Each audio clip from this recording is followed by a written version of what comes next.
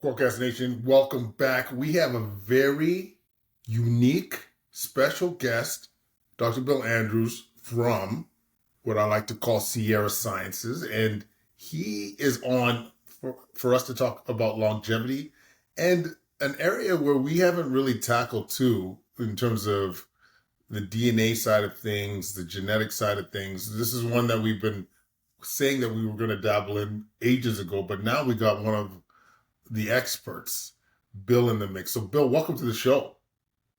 Thanks for having me. I'm looking forward to talking about aging. Absolutely. So, what what drew you to aging? What got you in the field? Why are you on this mission? Well, I have to go back a long ways. It was my father uh, when he realized that I was really interested in science and medicine as a child. I was 10 years old, and he came out to me and when I was on the front lawn looking through a telescope saying, Bill, when you grow up, you should become a doctor and find a cure for aging. And he said, I don't know why nobody's done that yet. Uh, and then my father ended up becoming my partner for years afterwards, going to anti-aging conferences and things like that. Of course, I didn't start at 10, but by the time I was in college, I was already going to anti-aging conferences and starting anti-aging clubs. Unfortunately, my father passed away in 2015 from Alzheimer's, and that was a big loss because he was my main partner, and I would have loved to have been able to come up with something in time to cure his aging. Um, but I guess the bottom line is I just I love living. I mean, I think living's the greatest thing that ever happened to any of us, and I think that I just hate the thought that living could become any less lovable for any of us because of this dumb thing called aging. And even when I was in high school, I would go to assisted living homes, nursing homes, hospices, and talk to people. And they're all miserable. The world doesn't know about this world. Okay, it's they all want they want me to help them escape from there and go to their families, but their families can't take care of them because they're too much of a burden. And it's like a terrible, terrible thing that we have to get rid of. Okay, and so aging is, I think, the number one problem on the planet, and it's something I've just been obsessed with. Even though I've been focused on a lot of other things like cancer, heart disease, inflammation, dwarfism, multiple sclerosis, things like that. I've been focused on a lot of other things like that, but in a sense, they all come down to being age related. Okay, except for dwarfism. Dwarfism wasn't, but the drug that we invented. I was one of the key inventors of human growth hormone when it first was invented. And at that time, we only thought it was going to help baby dwarfs grow tall. Now it's a major anti-aging treatment, and we never expected that. But Wow. So, I mean, clearly, you don't have to twist my arm to say why it's important. So, where do you where does your company focus on in terms of this anti-aging approach? Because there's so many areas that we could dabble in, but where's the primary focus for Sierra? well, it's really, we're interested in all whatever we can do to cure the aging process. And it's so what we're doing kind of like wasn't the goal. What we've been doing is what we've been led to in our research. And we've been led to that the number one most important thing that we have to do to solve the aging process is solve the telomere shortening problem. And what it comes down to is no matter what else we do to try to cure aging, aging will never be cured unless we also solve the telomere shortening problem. And there's a lot of theories about why we age and how we age and things like that, but telomere biology is no longer a theory. I mean, any scientist that grows human cells in a petri dish knows that those cells are aging every time they divide. And you can actually you can buy human cells from a company like ATCC or something like that, and it'll tell you how many times these cells have divided. And you can put them in a petri dish and you can start counting, letting them grow and count the number of times they divide, and you know exactly when they will stop. Okay, not a few cell divisions later, not a few cells earlier. You know exactly when they're going to stop because there's a clock that's inside of our cells. And when I first learned about this clock, I didn't know what it was, but in my anti-aging clubs, we decided there's the only thing that made sense was there had to be something like ride tickets and an amusement park inside of our cells. Every time a cell divided, it lost a ticket, and when it lost its last ticket, it can no longer divide. And so I spent years trying to figure out what that clock was. And then one day I heard somebody talk about the fact that telomeres, which are found at the very tips of our chromosomes, they're like the caps on your shoelaces, the aglets on your shoelaces, they're called. So they're the aglets of our chromosomes. Every time a cell divides, these things get a little bit shorter by what's called 40 bases. They get 40 bases shorter. 40 bases is equivalent to one ride ticket. And when you run out of these ride tickets, your cells can no longer divide. And so that's what we're doing. So it turns out that these telomeres shortening only occur when they don't occur when our reproductive cells divide. They only occur when all the other cells of our body divide. Okay, our reproductive cells, when they divide, they don't have telomere shortening.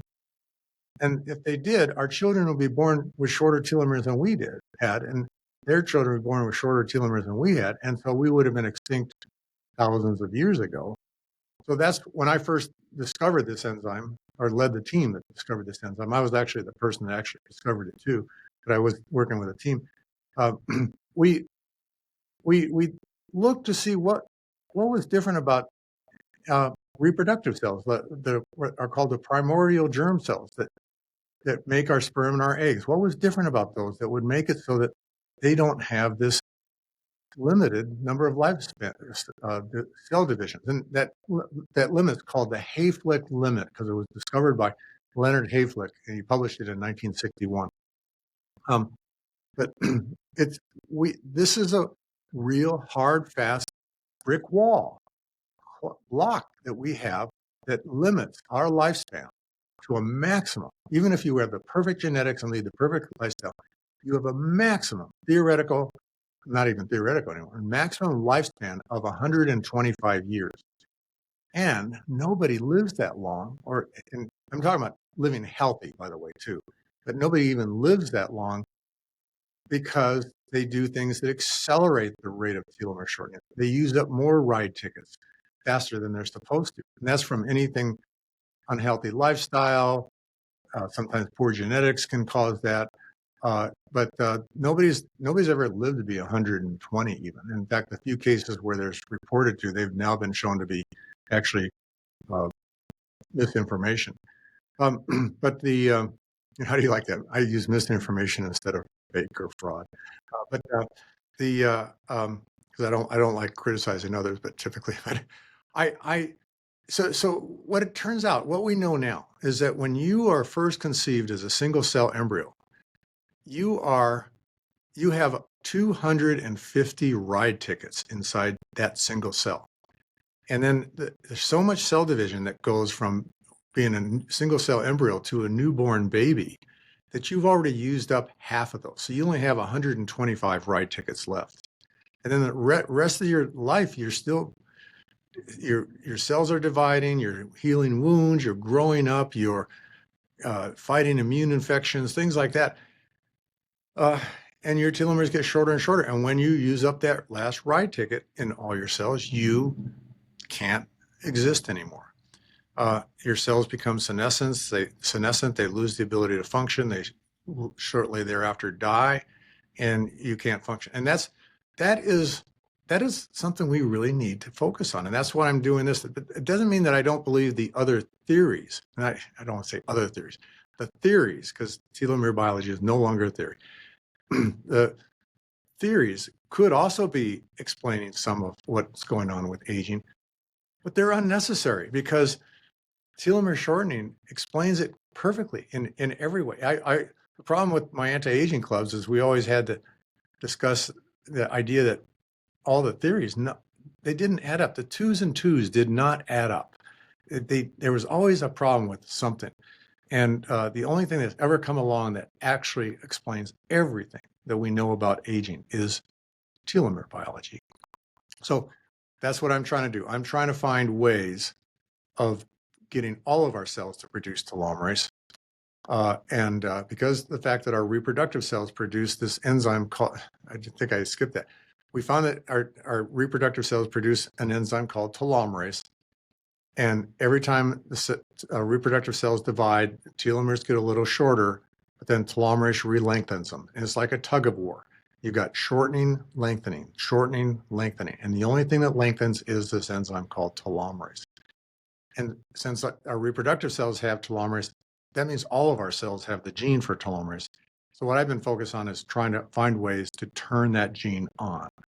And I better stop there and give you a chance to talk, because that was a long answer to a first question. So I can, where do we go from here? That was great clarification on why the focus is on telomeres. And so it sounds like we're trying to find ways to stimulate or create that enzyme. So where are we in this stage of trying to create that?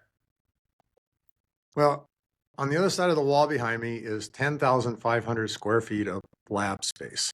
Okay, we are just working around the clock, looking for any kind of anything that can get inside. You can swallow. It gets into your stomach, it gets into your blood, it gets into your cells, of all the cells that the blood reaches, which is practically every cell, and then gets inside the cell and causes that gene to turn on. Okay, all genes are regulated by something called like dimmer switches. They're called promoters. It's like a dimmer switch that turns genes on and off. So getting a molecule of any kind to actually bind to that dimmer switch and turn it on is something that we've been working. And we've discovered over 900, probably over 1,000 different compounds, chemicals, molecules, probably the best word, that actually do turn this gene on.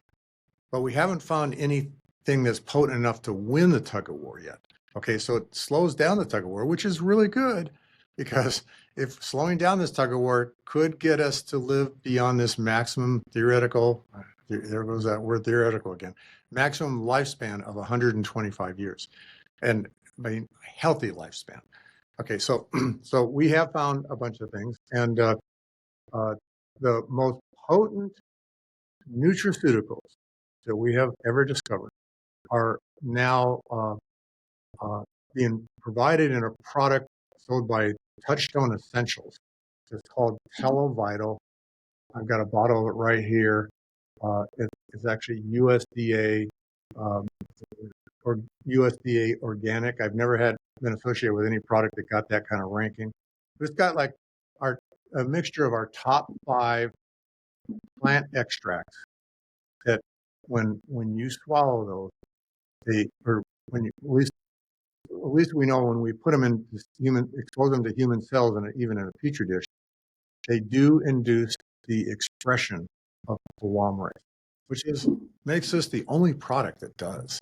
I mean, there's products out there that claim that they will lengthen telomeres and stuff, but they actually are misled by the fact that toxins and even immunogenic substances will actually cause the telomeres in your blood to become longer, but they do it without any lengthening. They do it by a redistribution of cells in your body that infiltrate your blood or take cells out of your blood.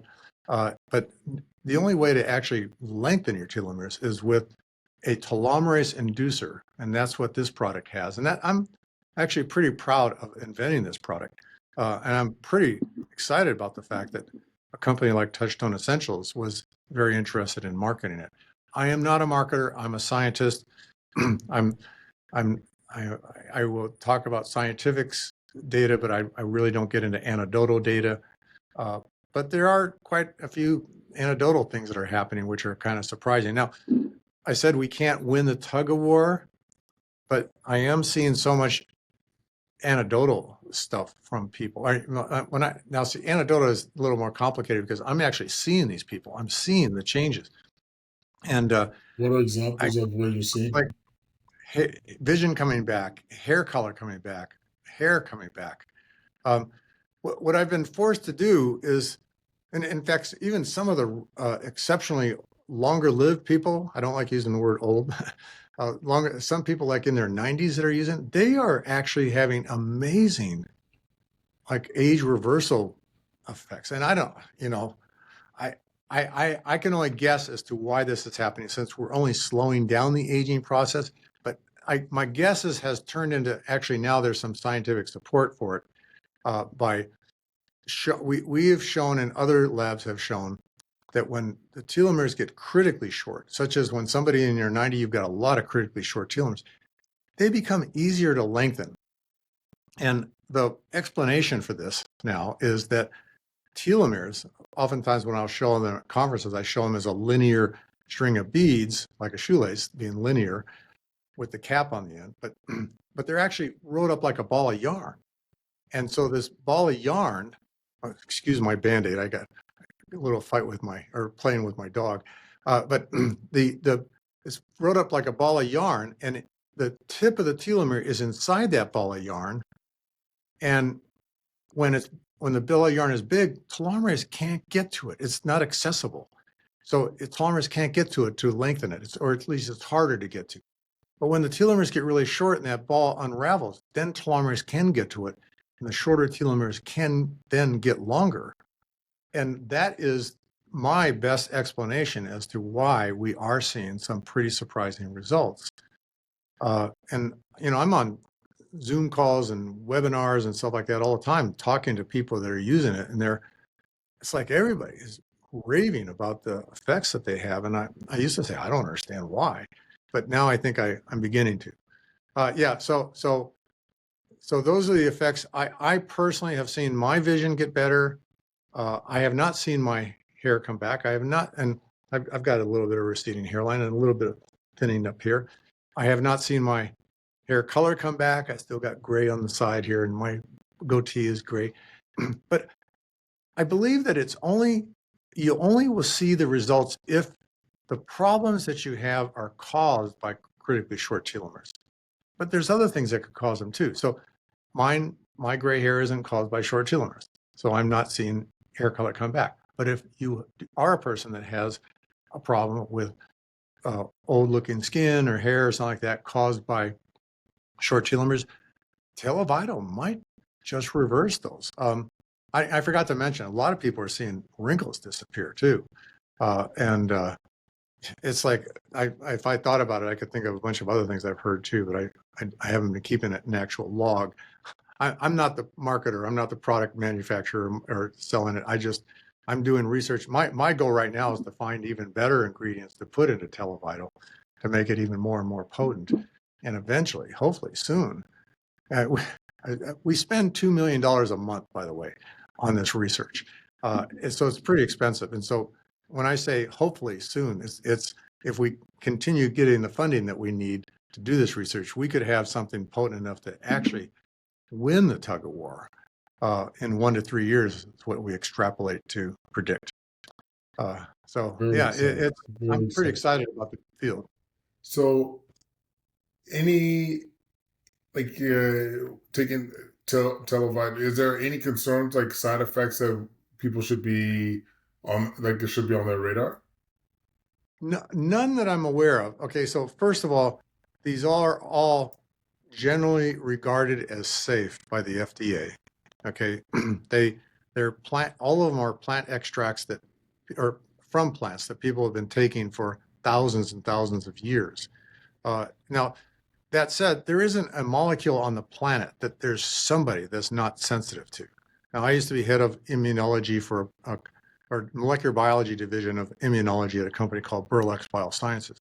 So I know a lot about immunology, and we all are different in terms of our immune responses and our abilities, especially something called V, D, and J regions in our chromosomes. I don't want to go into any more detail than that, but there's always going to be somebody that's going to have some kind of sensitivity to any kind of molecule.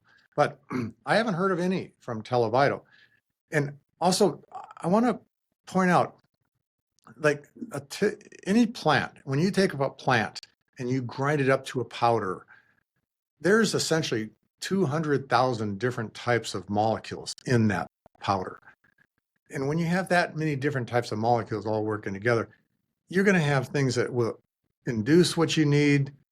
You're going to have things that inactivate what you need, things like that. So we don't put the whole plant extracts into these things. We fractionate the plants first into molecules of size and charge and solubility and things like that. Typically, when we test using our high throughput robotic systems we have behind my wall here, um, we will test like 30 different fractions of a particular plant and hope that one of them works. Okay, and that's what happens. So we've tested probably 20,000 different plants. I can't even tell you how many extracts or fractions that means, but we have found 40 or 50 fractions that actually do induce the production of this telomerase gene. And um, they, but they're not going to work if you, like, for instance, one of those things here is pomegranate.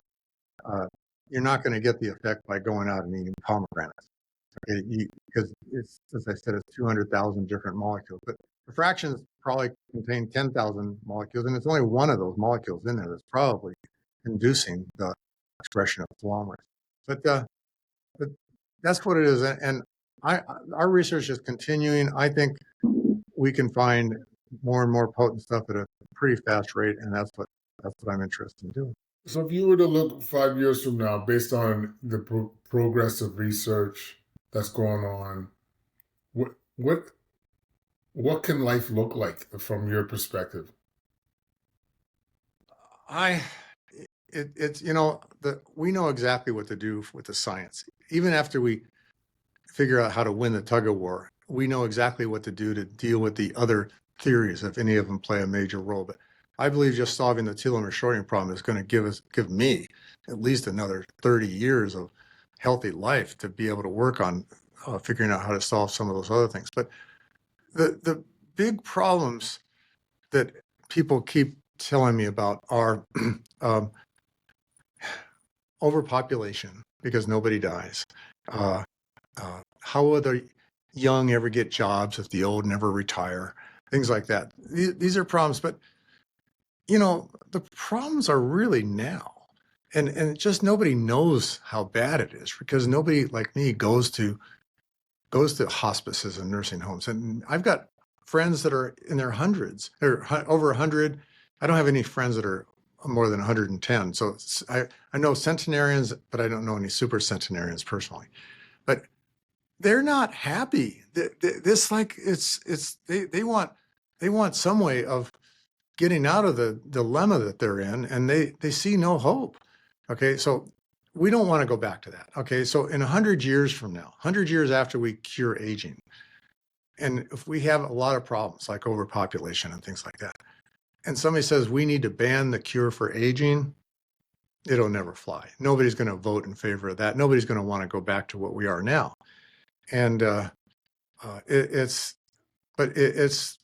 so I think the world will be different, but I also am very aware that humans have a very great ability to adapt to whatever comes along. And the best example I know of is the introduction of the World Wide Web. I mean, some of us are uh, long lived enough that we remember when the World Wide Web was first introduced and everybody was saying, oh, we can't handle this. This is too much. We could never live with this. Now we can't live without it. And so it's humans adapt. We'll find a way, and that's what I'm confident about. But I'm glad people like Elon Musk are pursuing trips to Mars and things like that, and we're looking for other planets and stuff like that because I don't think it's more than a few hundred years from now when we are going to be dominating the solar system, the universe, etc. Um, but I'm a very big Star Trek fan. I'm a lot of my talks. I will when I speak at medical conferences, I'll start off with, "Hey, I'm obsessed with trying to cure aging. I'm not afraid of dying. I'm just afraid of missing out." And I'll show a picture of Star Trek First Contact when humans are first shaking hands with Vulcans, and I say, "When this happens, I want to be there." And I superimpose myself, suddenly appear with a three-way handshake. I love it. But I'm afraid of missing out. I'm not afraid of dying. Yeah. I got you. And I see Rad Fest 2026. Can you tell us a little bit about this? RadFest is, I think, the best conference there is for anybody to go to learn about everything they can do to slow down the aging process. And yes, I'm biased because I'm one of the originators of this conference. So me and a guy named Jim Stroll, who runs a organization called People Unlimited in Scottsdale, Arizona, he and I were on a hike one day, and I was telling him how awful I feel about the fact that these anti-aging conferences that I go to and speak, all I hear is all the other people are quacks and charlatans. The expos where people are selling products, they're all fake. It's like there's more quacks and charlatans in the field of anti-aging than any other place on the planet. And I was saying, I wish we had a conference where I could go to and everybody there was legitimate. And about a year later, he lets me know that his organization, People Unlimited, and he started a new organization called the Coalition of Radical Life Extension. He says, we've created a new conference called RadFest. We want you to be on the board of directors of it, and we want you to be the charlatan police, okay? Which means anybody who applies to speak, I do the due diligence. I'm really good at what's called critical meta-analysis of peer-reviewed studies. I'm really good at flagging out who's real, who's not real. There's even YouTube videos you can find where I discuss my techniques for doing that. But so RadFest, we just had our 10th year now of RadFest, and it's the best place for anybody to go to really learn what they can do to extend their health span and their lifespan as much as possible. And I know I'm obsessed not just with curing my own aging, but I want to cure everybody else's aging. As I said before, I hate the fact that living can be less lovable for any of us, not just me. And since I just said that, I would like to ask you if you would provide my email address. I mean, I do spend a lot of time in the lab, and I love it when I take a break and go into my office and sit down and read emails and answer questions. So my email address is B as in boy, Andrews at sierrasci.com, and that's SIERRASCI.com. I don't charge for this. I just enjoy it. Okay. Unless I start getting 1,000 emails a day, I'm just going to enjoy doing it. But so far, I have not. So yeah. Yeah, So we'll link to it to the show notes for sure. good. Um, Last question. We focused on telomeres, but I'm curious, what anti-aging practices are you also implementing at this stage? I'm doing all the right things, I can tell you. I first want to start off with supplements. There's a lot of supplements I take. And I used to speak on stage about supplements and say which are real and which aren't real. But then Dr. Sandra Kaufman published a book called The Kaufman Protocol. And when I read that, I thought, oh my God, this is the best book ever written on the subject of supplements. And it actually provides a formula, because everybody's different. It provides a formula on how you can know what supplements you should be taking. The book's called The Kaufman Protocol. And now whenever I speak on stage, I don't talk about my supplements at all. I just say, read this book because everybody's different. So my supplements are based on her books, and she's got 2 books now. My are based on her books, but and then some things, especially in the specific towards me, I knowing my genetics and things like that, I add a few other things too. But my regimen is pretty much, I'm a vegan. Okay. I believe the number one cause of aging and declining health is inflammation. And I used to be head of the molecular biology department, molecular biology division of inflammation at Burlex Biosciences. So I do know a lot about inflammation and immune responses. And so I'm a vegan because it doesn't plants don't contain arachidonic acid, or if they do, they don't contain very high levels of it. And arachidonic acid is a fatty acid that is actually very inflammatory, that's found in all meats, all fowl, all fish, and all dairy.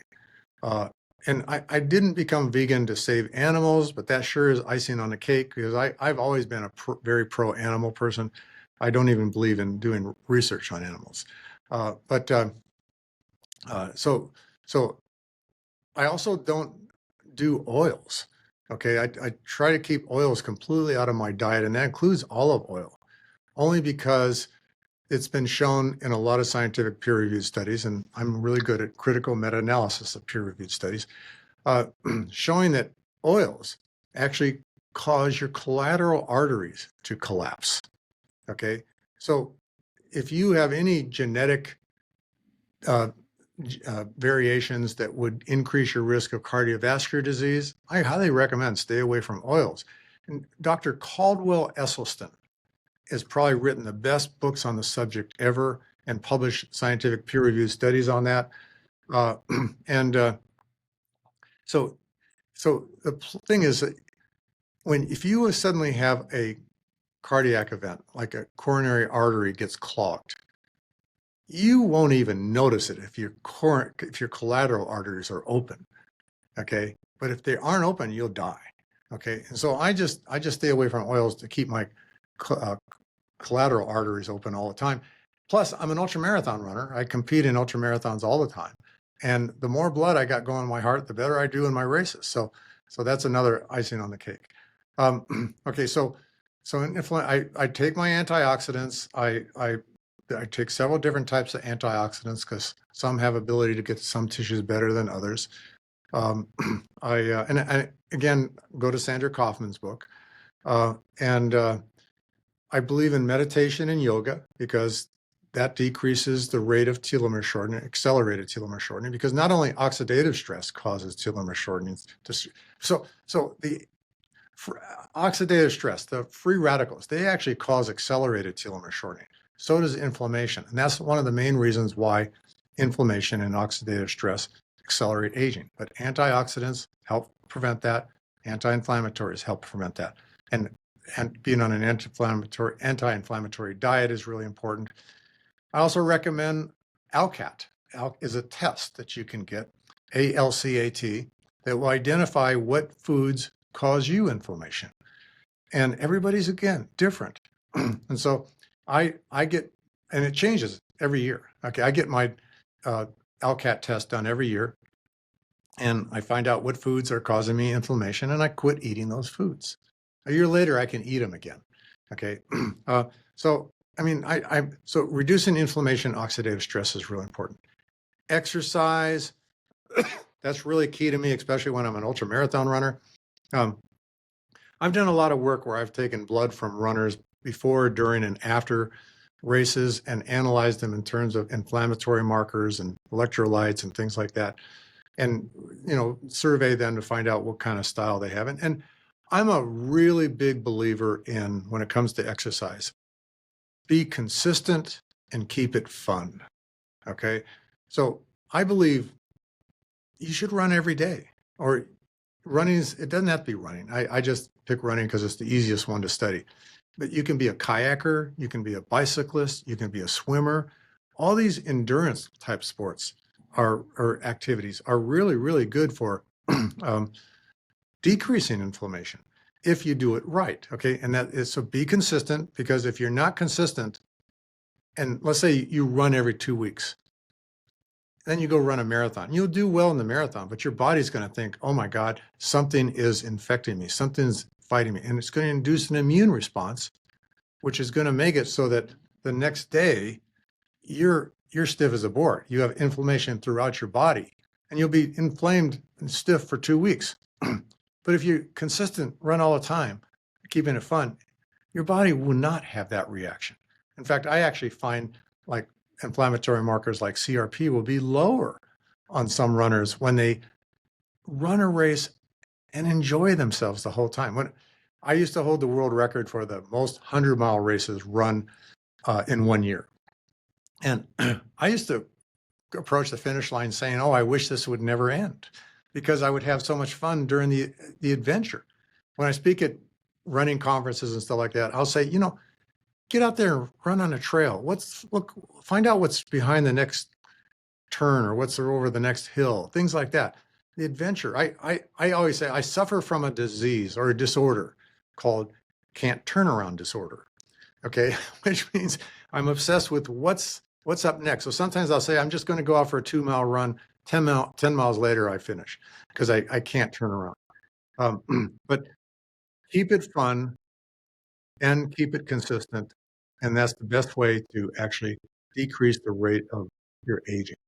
Um, I mean, there are some things that you can do to accelerate your aging, and I would say, what do I say?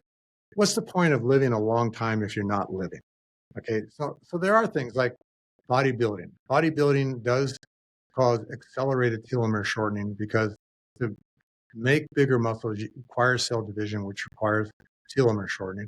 But I'm going to have a fix for that in a few years. Okay, so whatever you're doing, if it makes you enjoy life better, continue doing it. Okay, and I'm going to count on me to have it fixed.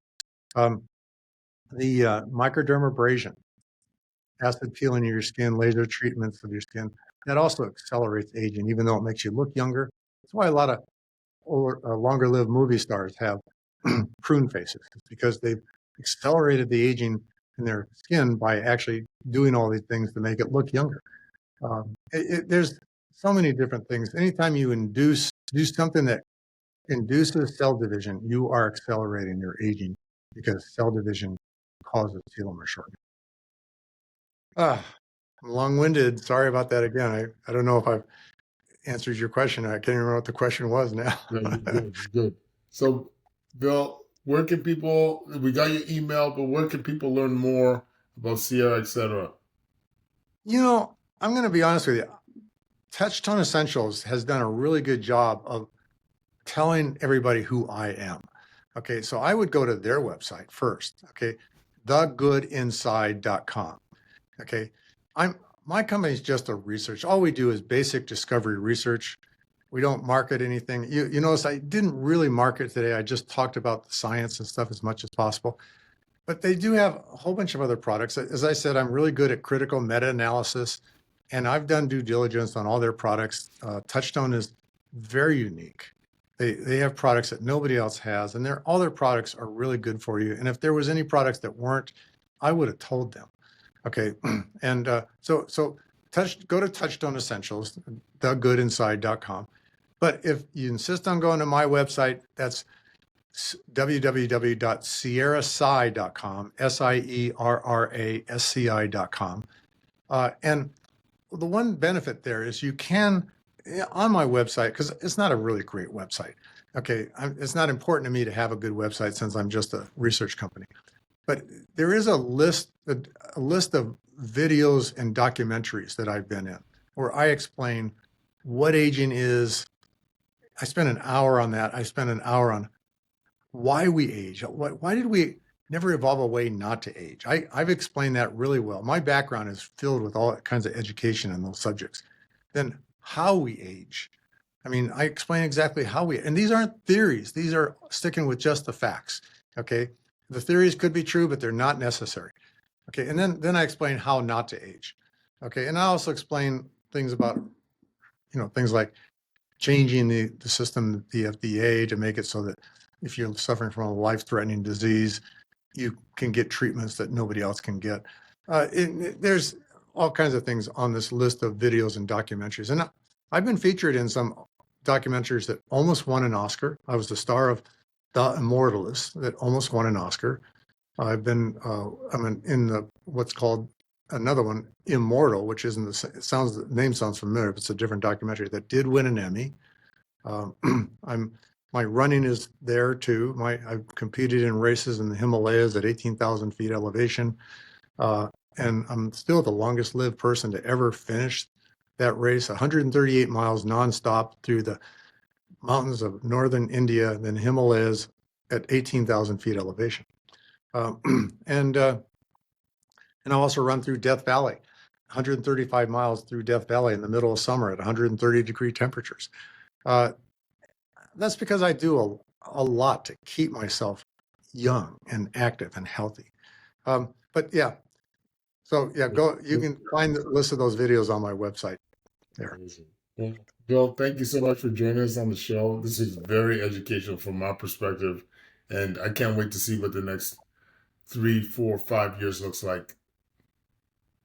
I can't wait either. All right. Thank you. I enjoyed it.